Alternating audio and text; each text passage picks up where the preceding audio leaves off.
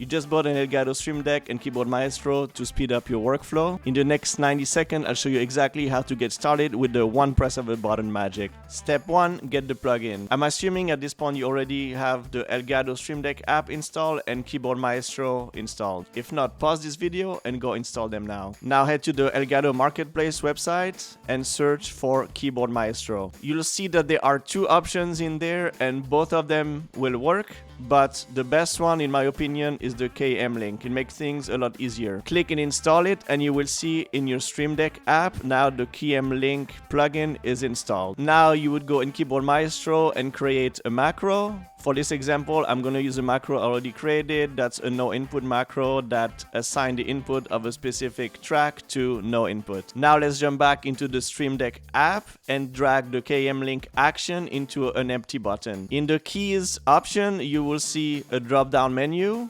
And in this drop-down menu, the only thing you have to do is select the macro that you just created or any macro that you have. So for this, we'll select the no input one. The last thing, you can customize your icon, make the Stream Deck look exactly how you want. Obviously, now go in your DAW and make sure it works the way you want it. And like that, you open up a new world of macros and shortcuts to speed up your workflow. Any action where you have to do multiple clicks, go through menus, all of that can be made as a macro and save you so much time. You can apply this in any DAW. Let me know if you have any questions. I hope this was helpful and I'll see you on the next one.